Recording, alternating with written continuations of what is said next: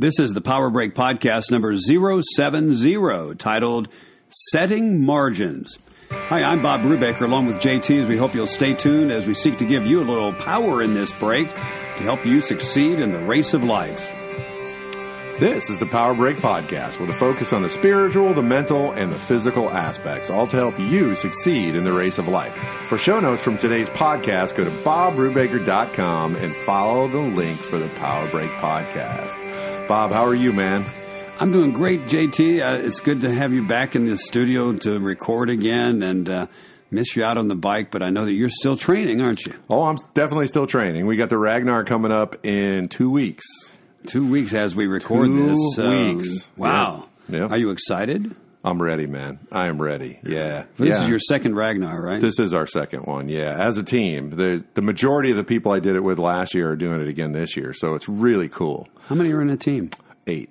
8 people. 8. Well, there are different categories. Okay. We're in the regular category, which is basically an 8-person team. But you can also do like a 4-person team. But the crazy part is if you do a 4, you still got to do the same amount of the distance. Of distance. Yeah. Whoa. Yeah. So basically you're just doubling up. And as it is, every single one of us will probably run just under 20 miles. Yeah. Wow. Yeah. Yeah. Pretty soon, folks, we're going to have props in here for JT's. It's going to just dwindle away. Dwindle away? I wish, man. For some reason, whenever I train, I have a tendency to gain weight. So I would love to find out your secret. Say, I got a question for you. Do the margins on your computer ever bother you? Oh, yeah, of course they do. especially on my computer at work, man. It's... sometimes the windows don't really work correctly, and you end up, you can't find the exit button because it's underneath the margin at the bottom and stuff like that. Yeah, man, how does that not bug you? Yeah. Do people ever get mad? You've probably seen people get mad at the margins on the side of the road, known as the lines, right? To stay in the lines. Yes. No, they don't like those things. They sometimes I think there are some people who feel those are suggestions more than margins. Oh, yeah. Especially that infamous right-hand turn, but the right-hand turn lane doesn't start till 5 cars in front of me, so I'll just drive through the grass. Drive on the grass, yeah. Which always makes the dude who owns the grass feel good. Yeah. Yeah. Well, the point is, margins are good for us. They keep us in bounds. Otherwise, we'd just go off and who knows where we would go and miss the mark. It says in the book of Proverbs, chapter 22, that do not remove the ancient landmark or margins that your fathers have set. If that principle is good for word processing, for landmarks, and for driving, why is it not a good idea to set margins in our daily schedule if it can mean accomplishing what we say is really important? Yeah, I just want to end up in that really bad discussion about everybody's into doing what, quote unquote, makes them happy. So that way, we shouldn't set any boundaries because the boundaries make people unhappy. And I'm like, oh, man, if you only knew that that's the stuff that keeps you healthy. Just stop and think about if there were no out of bounds lines in football. Oh, yeah, exactly. Yeah, exactly. When I first taught my kids how to play football, that's what they believed. So, I just chase them from one end of the park to the other. And I'm like, no, you got to stay on the field, man. Yeah. Boundaries are important. Boundaries are important. And I think we're going to talk a lot more about that as we turn to your blog, which just so happens to be Setting Boundaries. Folks, if you haven't gone to bobbrubaker.com and checked out the blog, I would highly encourage you to do that and subscribe to it so it pops in your mail every Monday from the MailChimp. That's right, MailChimp. So, let's keep talking about that, Bob. Let's keep talking about your blog. Well, the blog was setting margins, and we live with a set of margins every day, whether we like it or not. Your word processor operates on margins. Your phone texting has margins, and even the road upon which you drive has margins. So we've learned to live within the margins. But we, of course, live in the edge, other places where there is a boundary that we know that we've gone too far. In some cases, the margins inhibit our going too far. So what about your use of time? That's what I'm getting at. Do you set margins in your day schedule that says, you can't touch that? Whenever we have a presbytery meeting, we set the orders of the day. a couple weeks Orders ago when of we the had day. I like the presbytery. The orders of the day. What that means is at a specific time we stop for lunch, whatever we're talking about. It's the orders of the day, moderator. At one time, in a factory-centered society, you'd hear a whistle or a bell go off that signaled lunchtime or time to stop work and go home. That's right. Today, in our individualized society, people come and go seemingly at will and often neglect taking specific time for lunch or they eat on the go. So what has happened to the margins of life? We've kind of decided we can't afford to set them, so a typical day can be described as a blended mess. Yeah. Yep. Yep. Where the flow of work and activities never ends and the list of things that we hold dear never get touched. You know, one of the things that we talked about in my small group this weekend, and I thought it was a great analogy. Amy was talking about the way women tend to think about things and the way men tend to think about things. And they described men as a waffle, because there's all those little compartments in the waffle for the syrup to fall into, but it's all separated. And women are more like a big bowl of spaghetti. Everything's intertwined. And I thought that was really, really profound, to be honest with you. Yeah. Good job, Amy. Yeah. Shout out to Amy for that She's one. pretty smart. Yeah. As you would say, ooh, smart and good looking. That's what I tell Jan all the time. All the time. That's right. Ecclesiastes says, what has a man from all the toil and striving of heart with which he toils beneath the sun, for all his days are full of sorrow. His work is even vexation. Even in the night his heart does not rest. This also is vanity. Does that sound familiar? People take their work home all the time. Too many days are spent in such turmoil that extends into the late evening, and even when nightly rest, there's no rest because our mind is going a million miles an hour as we can't slow down. Yeah. In Mark chapter 6, Jesus told his disciples to come away to a desolate place and rest for a while. I like how the old King James says, come apart. As the old preacher says, if you don't come apart, you'll come apart. That's awesome. Jesus' disciples had just returned after being sent out on a gospel mission of spreading the word about the kingdom of God. But notice the description of what was going on when Jesus called them to come away and rest. He says, for many were coming and going, and they had no leisure even to eat. That's pretty tough, but that sounds like many people's day. Oh, it does. Yeah. We talk a lot in my small group about the importance of rest and the importance of making time for that. Because if you don't do that, then it's very obvious in Scripture that you're going to tear yourself apart, right? That's right. Yeah. That's exactly right. That's why God has designed a weekly time of rest. Yes. And that is exactly what, even in those times we spend with the Lord, even Jesus in the days when he went to the mountain to pray all night as he continued in prayer because he was going to call his disciples. Yep. So he spent time there. He had a margin, said there's a margin there. I'm going to spend time in prayer. And he also, when he went through, he says he had to pass through Samaria, so he went to a town of Samaria called Sychar. And he went there because there was a margin. Yep. He said he had to go there. From the time that Jesus began to show his disciples in Matthew 16 that he must go to Jerusalem and suffer many things of the elders and chief priests and scribes and had to be killed on the third day to be raised, that's a margin. Yeah. Yep. Okay, and the point is, we need to set margins, but have you set a margin? Here's a place to start. Set a margin for sleep. Okay, this is talking to Bob here. Set a margin for sleep, Bob. And find out. The whoop says I don't spend enough of that margin. Okay. Yeah. Okay, not only that, but you need a margin set for, that means you might have a margin set for time to go to bed. Yeah. That in turn means that you'll have to need to set a margin when things need to begin to wind down so you can go to bed and not be wound up. Yep. And that means, of course, that you have to set a margin for evening meal, which means you set time to leave work or the activities of the day to get home. I think you get the picture. And what to put down the phone and all those things. Exactly. Yep. Right. Those margins are most effective when they appear, by the way, on your daily schedule. Yeah. Because once you have set an appointment on your calendar, we have a tendency to say that it's scheduled, so it must be. Mm-hmm. So if you need a margin, set it on your calendar. Yep.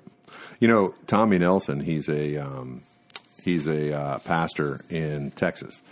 And during one of his studies on Ecclesiastes, he talked about if you set no boundaries if you set no margins, if you set nothing like that, he goes, I can pretty much guarantee you one thing. If you apply that theory to a child, you will raise the worst human being on the planet. Wow.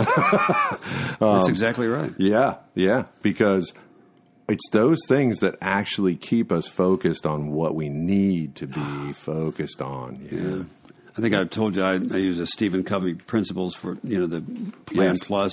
Yep. And the first thing they have you do is write out what's important, and then you set down those parameters and say, here's how my schedule is. These things that are most important are most important. Yeah. Keeping the main thing the main thing. Awesome. It's an and then awesome you work exercise. around your schedule around that. Yeah. Well, that's the Power Break blog. It's found at BobBrubaker.com. It's called Setting Margins. Check it out at BobBrubaker.com. So what else is going on, Bob? Any news? I feel like I need to step in here and talk about the power of time management. That's a little book I wrote about time management. Appropriately enough. Yeah. That's what it's all about.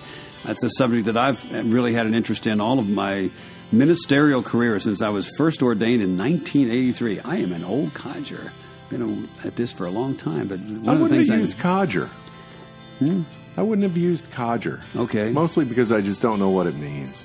Okay. Is it negative? Is codger negative? I know this is a rabbit hole right now. Well, but sometimes you think of the old codger. Oh, the old codger. Yeah, I just always think he's got to be grumpy too. Like you should use your Pharisee voice when you're, Anyway. Why do you let your disciples eat on the? Yeah. Anyway, back in 1983, I spent time with a pastor who was really big in time management. I noticed how much he got done in life, and I said, Gus, how do you do that? And he pulled out what was then the Daytimer and showed me, and I started studying on it. He recommended I become a student of time management. And so people have asked me different times, questions about managing time, and so I put together in a book some thoughts from both scripture and practical things. It's called The Power of Time Management. You can check it out at BobBrubaker.com. And while you're there, check out the sermon links to the sermons I preach here at Christ Community Presbyterian Church in Clearwater. And you can download those and listen to them. Al at BobBrubaker.com. All right. So here we go. It's time for What About This? That is a time on our podcast for questions and answers.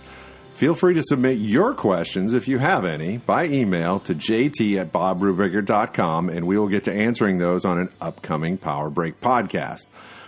But first, it is time for question number 1. Okay. That should always be first. That's a margin that I'm going to set right now. That's something about the Italian in you. I don't know. What are you talking about, the Italian? Anyway, all right. So let's talk a little bit more about margins. So what if I'm in a job where I just can't take a break? Where's the margin in that? Well, the first begins with practicing the principle of margins in all other aspects of your life. And then you learn to find how things flow from having specific margins. Right.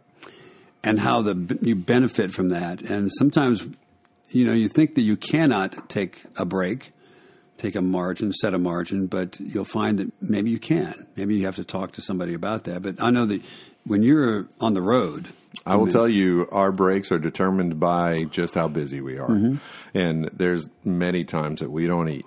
That's why we always encourage our officers, keep a cooler in the car so that way you can at least grab a snack or a bar or something, and keep some water with you, because you just never know. Because, if the calls are stacked, you don't get to eat. That's part of the deal. You can't call back and when they tell you to go to this place.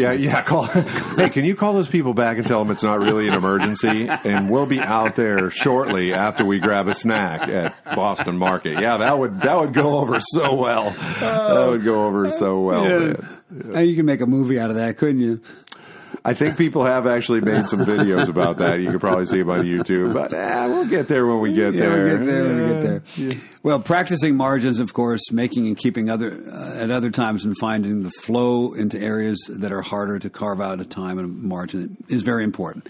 Here's what the Apostle Paul said: do not be overcome by evil, but overcome evil with good. And, of course, even the evil of not having margins in your life can be overcome just by setting some margins, so that if you are in a stressful situation like JT on a daily basis, then you set a margin so when you get home, I've got margins here. We don't That's for those times, right? That's it. Yeah. Or you begin the day setting the margin, and this is time with God.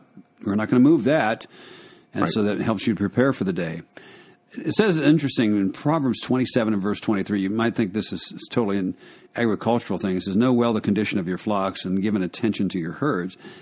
Knowing the condition of your flocks would be comparable to knowing the condition of your sanity.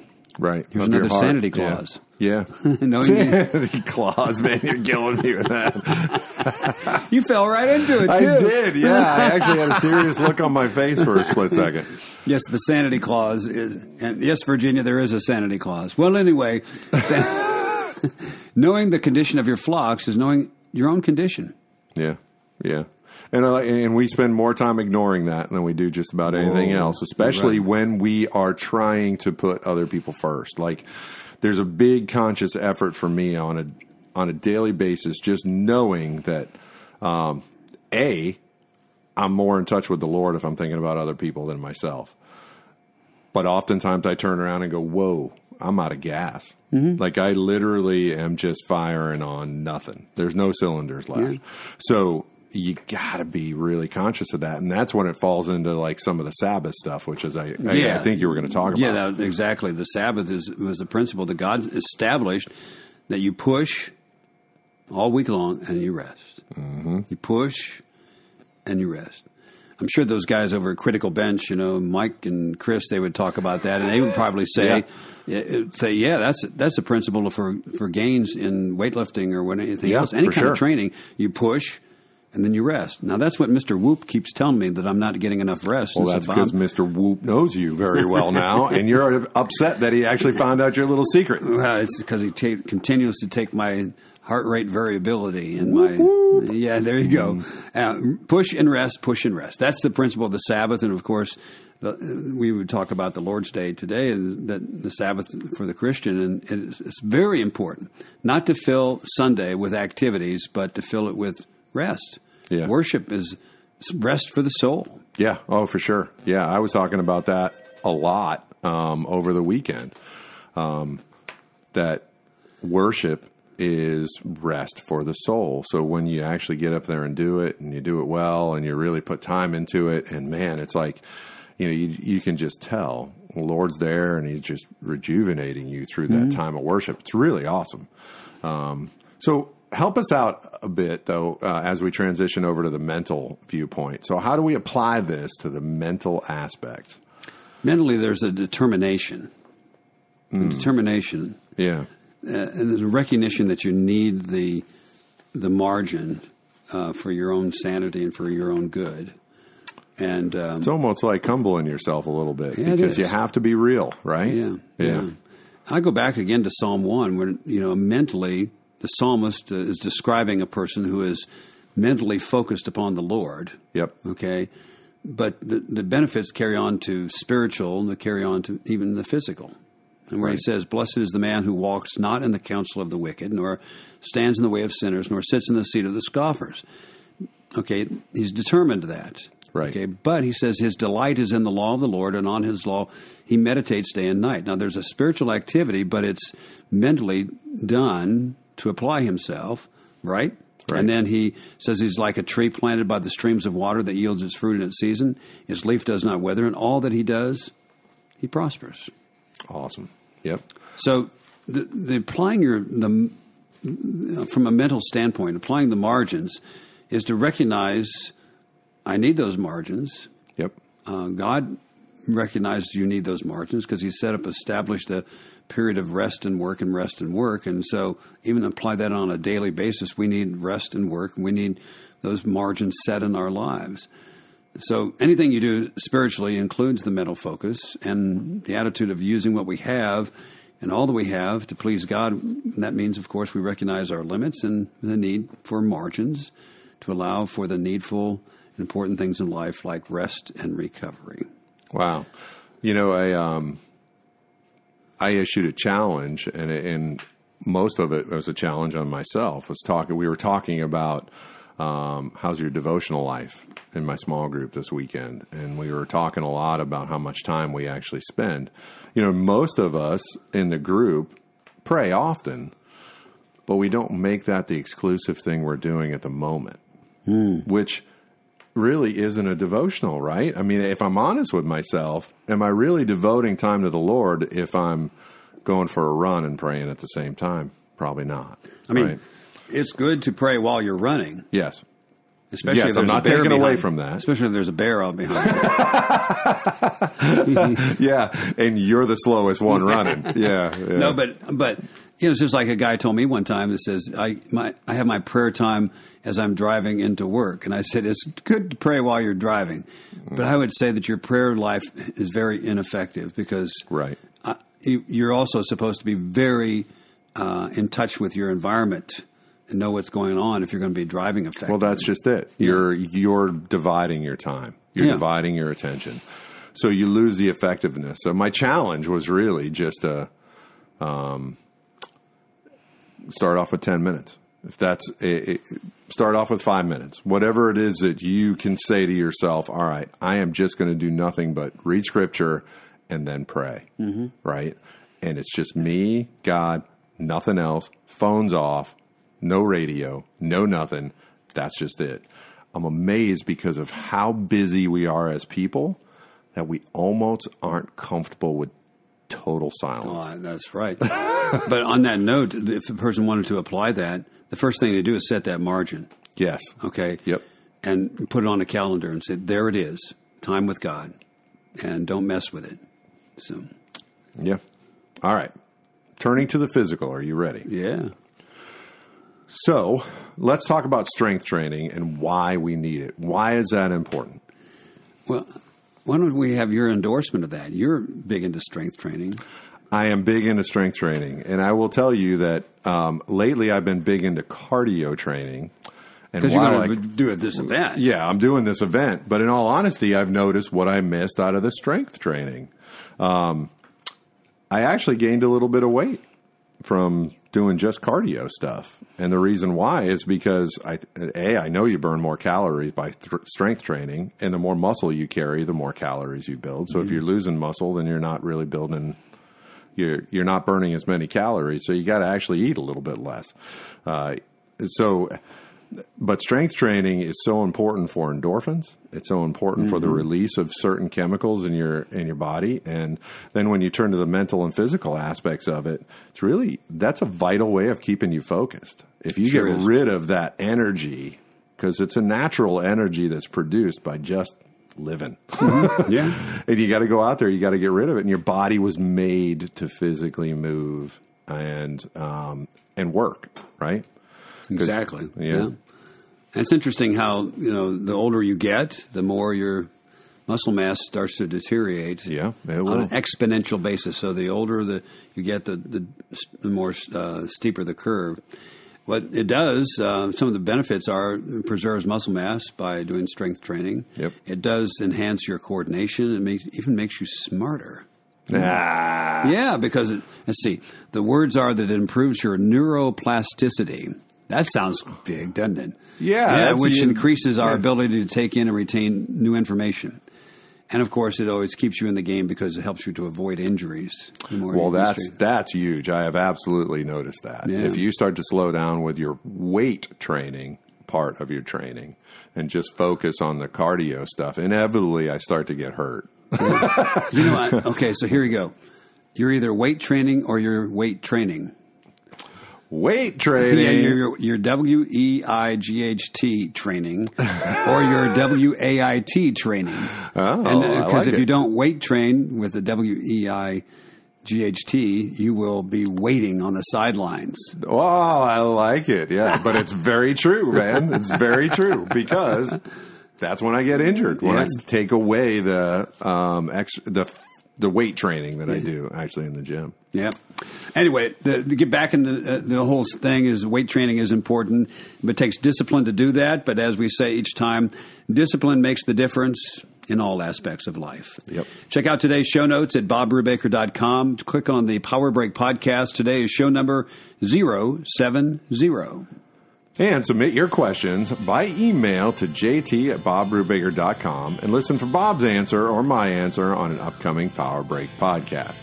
Let me slip in here real quickly and talk about the power of gratitude before we go today. The Power of Gratitude is a little book that I wrote about having gratitude and the importance of it and how you can have gratitude just by considering the things that God has done for you in your life. And the more that you list those things on a daily basis, even an hourly basis, the better day that you'll have. And even when you're in those tough moments of life, you recall what God has done. And I described the time that I was in the Ironman World Championship in Kona, Hawaii, and my bike broke. My derailleur fell apart. That's bad. It was a bad thing, but I was waiting for they had technical support, and when they got there, I was just so grateful that they had technical support, and those guys finally made it to me, even though they waited for about an hour and a half on the side of the road. Nevertheless, as I was riding back, I was starting to bemoan the fact that I was so far behind. Oh, it was so bad. I had a Poor me time. But then I started remembering I preached a sermon on the power of gratitude. So I said, I think I'll practice gratitude. And it just really helped me get back into Kona and get back in the race, even though I was much farther behind than I wanted to be. I finished the race even strong, and I was grateful for that. Check it out. It's the book called Power of Gratitude. The Power of Gratitude. You'll find the link for it at BobBrubaker.com. Well, thank you for joining us for the Power Break Podcast. Please subscribe and leave a review wherever you've downloaded the podcast.